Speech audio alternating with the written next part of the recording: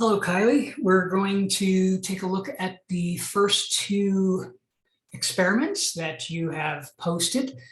So go ahead and screen share here, and we will get started. Oh, here we are. Okay. So we'll take a look at your emphasis project first. See if I can get out of the sun here. First thing that I tried to do is take a look at basically the following instructions part, where you're able to understand and sort of and use the instructions, what you were asked to sort of do for the project itself, technique wise. In this case, what we were doing was moving from a distance and then cutting that distance in half, and then half again and half again, and then each time exploring a different theme or a different idea. I see you're basically doing that. It doesn't look like you quite cut the distance in half here to here, but you did move closer. The reason I have you cutting in half is we want that distance to really show. We want it to feel that you have cut the distance enough that the variation is obvious, so that the variation is clear that you have cut that distance so much that there is no ambiguity about whether you did or didn't. So in this case, from here to here, I'm not sure that it looks like you've cut the distance in half. Maybe you did, and it's just a weird angle or something like that. The other thing that I am noticing is that we didn't put the labels on here as to what they are. The reason I'm mentioning that is I want to be sure you can put the labels on there. That's part of the experiment, is to verify certain things that you understood how to do those things. So taking a look at these as images, when we're looking at these kinds of photographs, I'm doing more than simply observing them in terms of the photograph, in terms of what you're taking a picture of. I'm also getting some information about you and the overall class as to where they are and where everyone is in your understanding and knowledge about these principles. We have a great variety of skill sets that are coming to a 100 class like this, to a class where it's photography. So there's very little background that anyone has to have in the arts to start taking the course. At the same time, there could be somebody that's been exploring the visual arts for a long time taking the class. And so in order to gauge where everyone is overall, it helps me to understand just where I need to focus. So seeing something like that, where I'm having you guys explore things like line and shape and light and texture, these are all design principles that that I can see whether you will have some experience using them or not. Here it also seems that that your exposures are kind of getting away from you, a little bit dark here, a little bit bright here, that kind of thing. Well, maybe you and I need to chat a little bit about what what camera you're using, what might have caused stuff like this. An image like this, while kind of cool and abstract, interesting, could have been controlled a little bit more. That would have given us more texture in the overall photograph. This one's really kind of a cool photograph.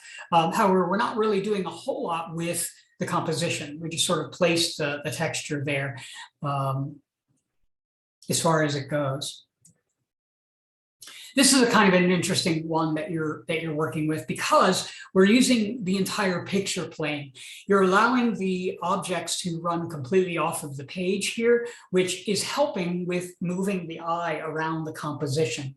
This should have happened at the second one. Now, you're making an image of something that's a pretty small building. And so I can understand why at first you were at this distance and you've got the environment, and then you maybe cut the distance in half. I can see now that you probably did cut the distance in half. It's just a kind of maybe an illusion, but here we're still not quite close enough to have the building taking up the entire frame of it. And then we're here and we're like all of a sudden super close. So it seems like the distances are a little bit more erratic. Now we're like so close I don't know, it seems like the distances kind of were a little bit more erratic than they needed to be on this. So, you know, when we have some time, let's kind of maybe after class sometime kind of get with me, and you can ask me some questions about your camera. I can maybe help you with some settings if you're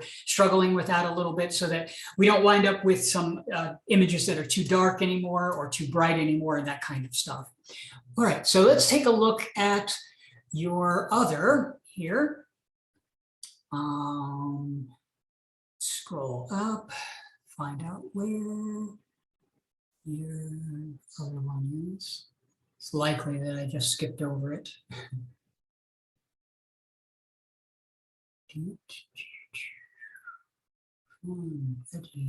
Right. It's Zoe. Oh.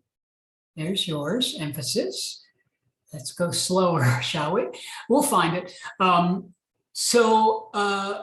Yeah, so I just want to make sure that you have the information. I don't know what camera everybody is using, because I did not have everybody necessarily bring all their cameras in. Oh, actually, I do have down here, Kylie, that you didn't have the rule of thirds posted here. I do have it notated on my things here. So we definitely want to find out what happened there, and let's get that